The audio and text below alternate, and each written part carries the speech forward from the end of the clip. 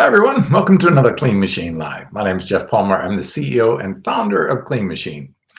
Uh, you heard me talk a lot of my last podcasts about nutrition, especially omega nutrition, which is a passion of mine. But I want to talk about exercise today because, you know, I think exercise is equally as important as nutrition to overall health, proper cellular metabolism, strength, all of the things can increase aging and prevent disease states too, which I've talked about in several others. But I want to talk to you about how I can keep in shape at 60 years of age, 61 years of age, and keep going, keep my strength. I'm benching 400 pounds on the press machines. It's machines, so it's not the same as a full bench press.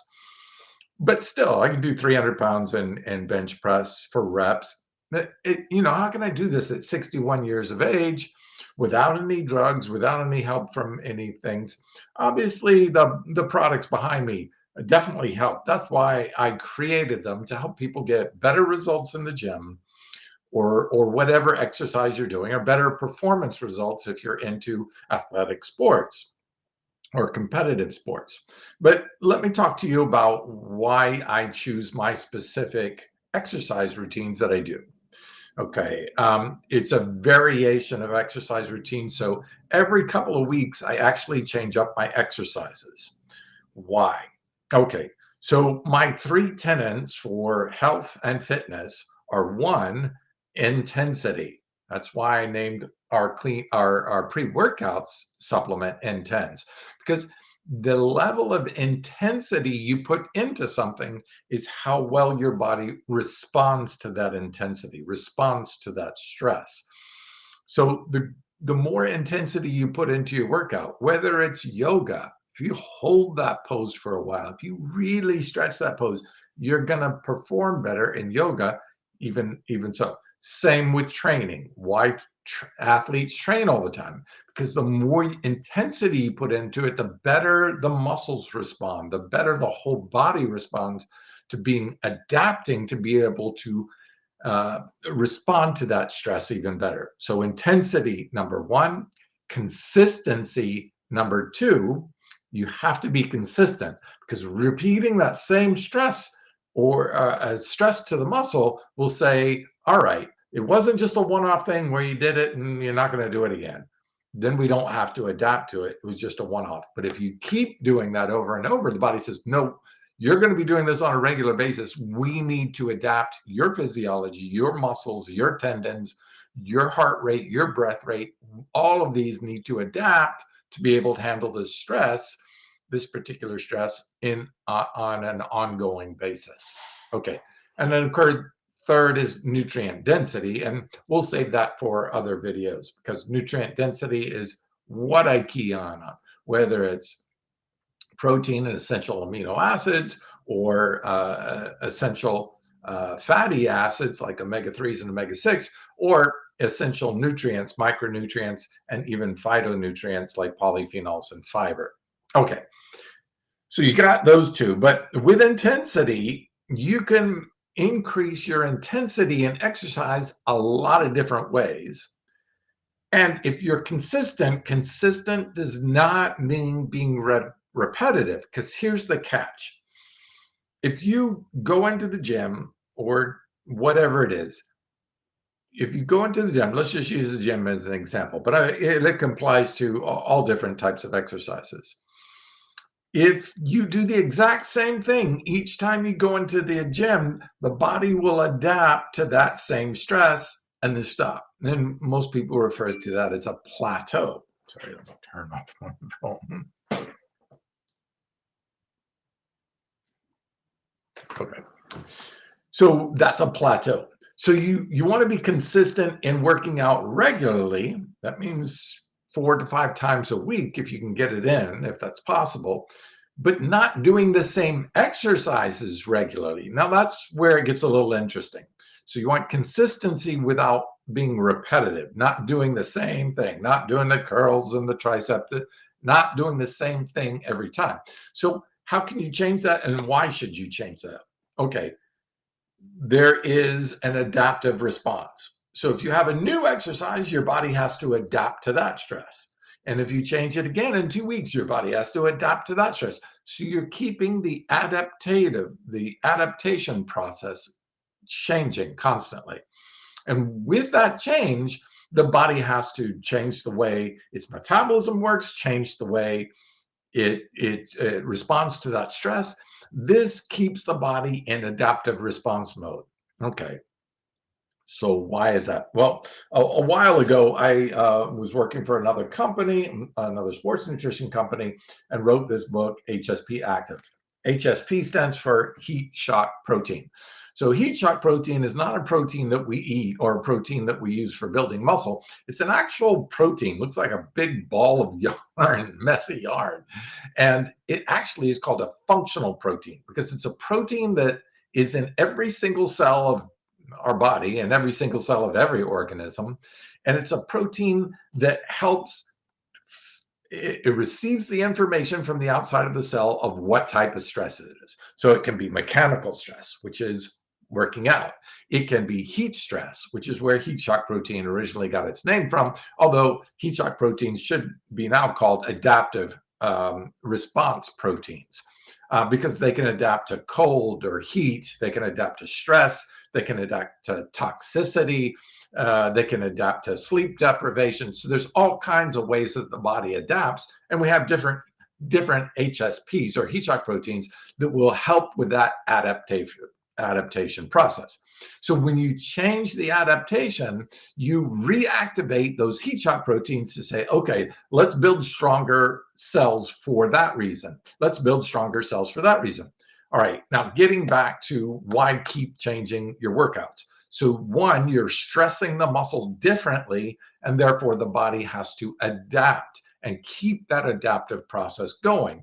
And this is how I can be at 61 years of age, have 17-inch arms, and keep them and maintain them, where most of the people I know have what's called sarcopenia or age-related muscle decline.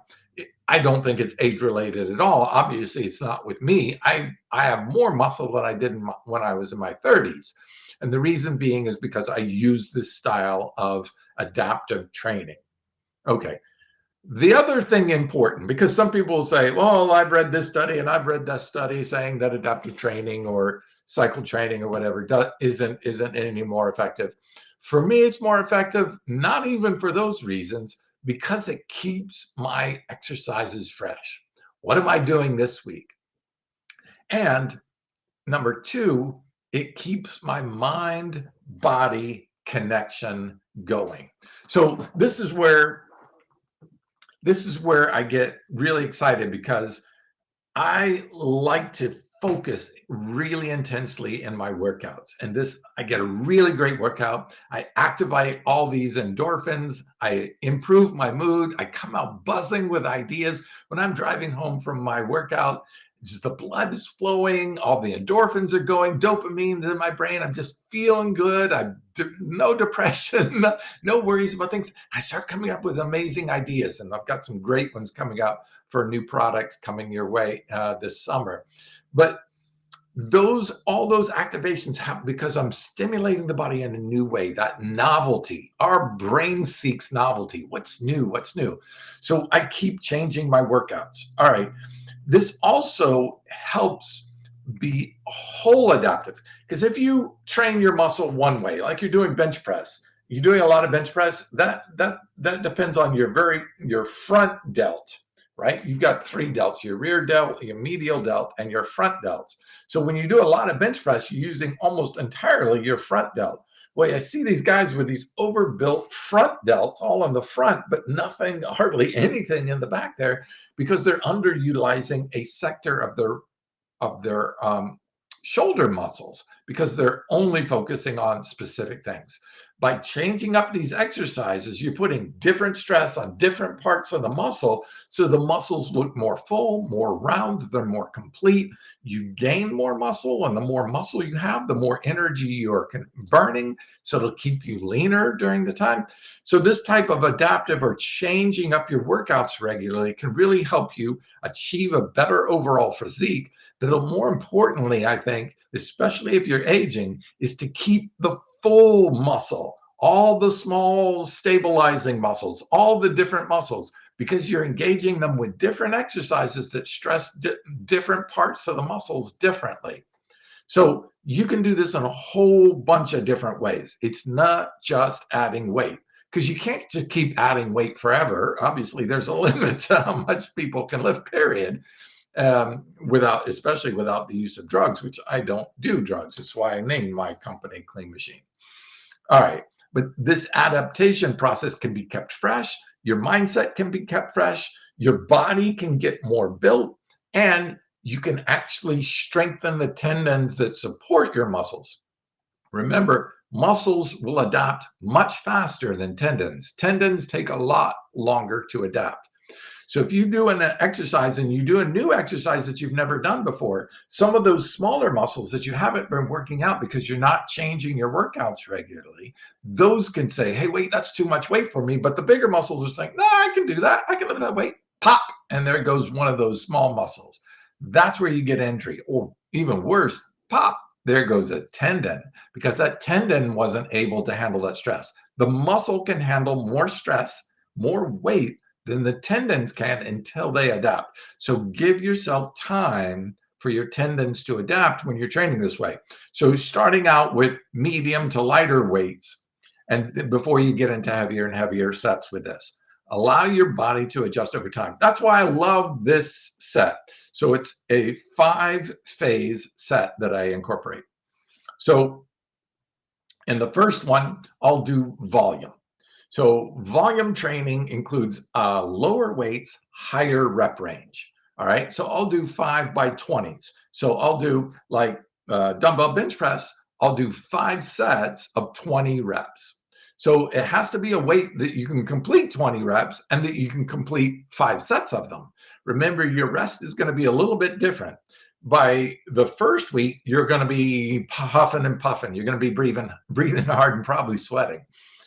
That's a good thing, because remember, when you're breathing hard, you're taking in oxygen. Oxygen is used to oxidize or burn fat. And then that fat turns to carbon dioxide, which you breathe out, which is part 2 of why you're breathing heavily. You're taking in more oxygen and pushing out more carbon dioxide, which is partly the backbone of fats and carbohydrates burning off. It's releasing CO2. That's what we're breathing, exhaling out. So breathing hard means you're bringing in more oxygen to mobilize or burn fat and turn it into energy. And then as that energy is burned and released, you're turning it into water and carbon dioxide. So you're breathing out and you're sweating out. You're pushing out that water out of your body. And that is fat burning process. So if you're breathing hard and sweating, you're burning calories. All right. So I start out with this high volume. If you want, you can only do 10 reps, then 10 sets. Now that's going to take some time. So keep the amount of different exercises you're doing to a minimum. So I break it apart into 5 different exercises. So on Monday, let's say, just for example, on Monday, I'll do chest. On Tuesday, I'll do back. On Wednesday, I'll do legs. On Thursday, I'll do shoulders and abs. And on Friday, I'll do arms. Now I've got 5. It's called a 5 split. So you're doing different body parts. And this gives a little bit more rest, because we're talking about some really intense training here. When you're doing 100 reps per set of exercises, that's a lot of stress on your muscles. Now, it's lighter weight. Remember, medium to weight, so that you can complete the rep range.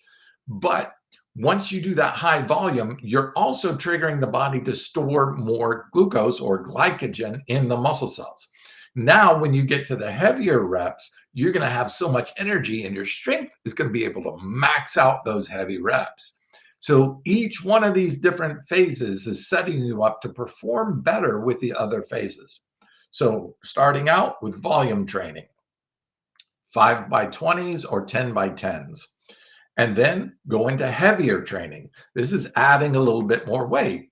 First week, start out with a little bit more. Second week, start out with a little bit more. Again, allowing your body to adapt to those changes. So now you've done really high reps, really increased your body's metabolism. This increases mitochondria at the sites in the muscle. That means your body can produce more energy because you're saying, hey, I'm doing all these reps. I'm going to need a lot of energy. So it increases the amount of mitochondria. These are the powerhouse cells, the ones that create ATP so that our muscles can function. So now that you've boosted up the level of mitochondria, now you've got a lot of energy production going on at the cell.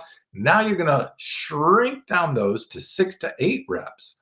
But all of that energy burst, using all that in one heavy burst. Boom, heavier weights, lower amounts of reps, more rest in between. And what this does is you're focusing on strength and power.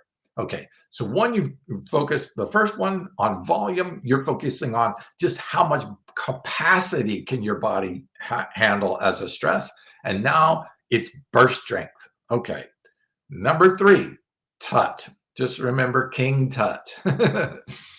TUT stands for time under tension. That's how much time your muscle is under stress.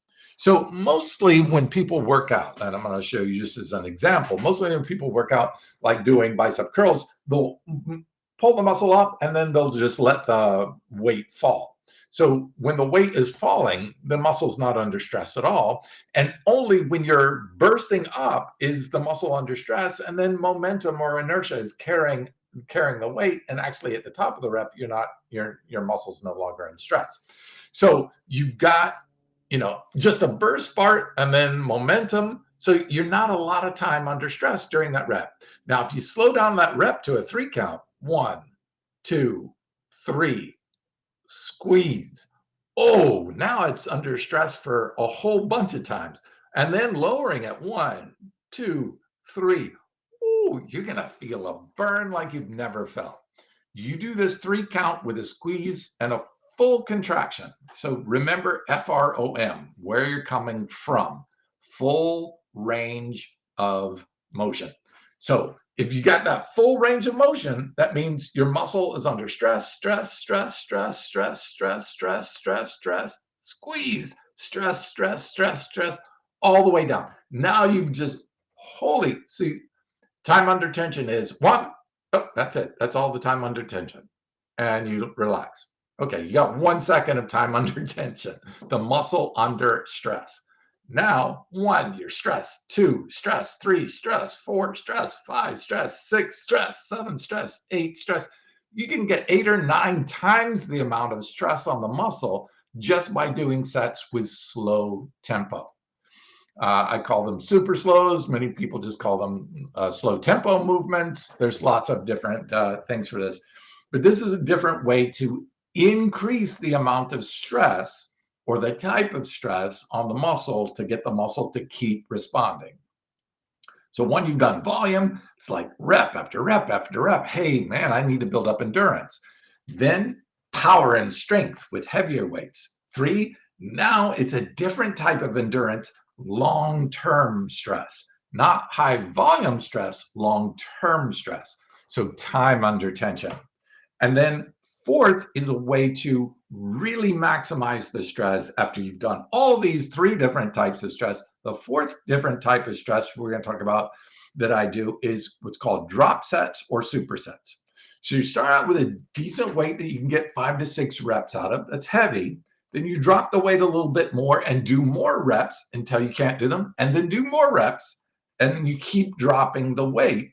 So what this does is say, okay, I can't get any more of the 80-pound dumbbells to move, right? I'm burnt. But I can pick up the 50s and do more reps, and then I'll get burnt. And then I can pick up the 25s and do more reps. And then it'll be funny because you can get down to 10 or 15 pounds when I can do 100-pound dumbbell presses I can get down to 25 pounds and it's burning and it's feeling like it's the hardest thing in the world. And that's because you already pre-fatigued the muscle and you're really pushing it to its maximum fatigue level. You can do this as supersets, which is like doing curls and then immediately doing tricep exercises. So you're hitting both the front and the back of the arm and you're super fatiguing the entire arm all at once. So drop sets or supersets for 2 weeks. So each one of these, heavy 2 weeks, volume 2 weeks, tut or slow rep motions 2 weeks, supersets 2 weeks. And then this is one of the most important parts. It's going to be one of the hardest for people who love working out like I do. I take a full week off and let the body completely rest, repair, recuperate, and re-strengthen. This is really important. It's going to be hard because I love working out and I have to find other things to do to keep my mind off of, I want to go work out because it feels so good. But you can find other relaxing, pick up game of basketball or go swimming or go to the beach or go for a walk in the woods or go hiking. Do something else that is more casual, more just everyday motion or movement that you enjoy, but don't do the strenuous. Allowing this rest period allows your body to more fully, completely rest, heal, repair, and rebuild. You're going to come back to the gym stronger. You're going to be able to push more. You're going to be able to push more in volume. You're going to be able to push more in time under tension. And you're going to get a better response because you remember, muscle is stimulated to grow during exercise. But the actual growth happens when you're at rest, when you sleep, or when you're relaxing. That's why I do a 5-day split. It allows more rest for each one of those muscle groups, even though some, like if you're doing back, you're doing bis a little bit, or if you're doing chest, you're doing tri some. So you're getting a little bit of mixed workouts there too as well. But you're giving at least each one of the muscle groups some more rest during the week and then a rest day or a rest day and a cardio day. So I do a 5-day split. I do 1 day of cardio or fun, like go to the beach, go running, go hiking, doing something just generally fun, but still active, or cardio. I just go to the gym and do cardio and just train in different types of cardio, mixing up my different cardios too as well, doing rowing machines, doing stair climbers, doing different things, maybe going for a swim, getting the body used to different types of motions and movements and just comfortable, relaxed, and having fun and enjoying it. It keeps the fat burning process going all week. And then a full rest day. Hey, look, even the Lord rested on the 7th day. So give your body some rest 1 day a week. And then after this 2 week, 8 weeks of serious, intense training, give yourself a full week off. And you get your body into recovery mode. And that's how you can build and maintain these gains even into your 60s and 70s and stay healthy doing it. Protect those joints, protect those tendons because you're strengthening the whole muscle. You can also do things which is change from dumbbell weights to machines. You can change from bands to free weights. You can change the wrist. Okay. All right. So you can change the way you stress. So if I do open arm curls, you can see how the muscle contracts. If I do hammer curls, muscle's different. Muscle's different. Muscle's different. Just by the change of the position of your hand. So you can do cross chest curls. You can do straight forward curls. You can do hanging curls, which puts more stress at the peak. So change up your workouts, even in the pitch and the angle of your workouts too as well. See, if I'm standing and I do a curl, by the time I get to the top, this is easy. The weight's actually pulling down. So there's no real stress here. Now, if I were to lean forward into this, and now the stress is peaking right there. So you get a much more strong peak in contraction, but the weight's still pulling down just because I've changed the position of my body.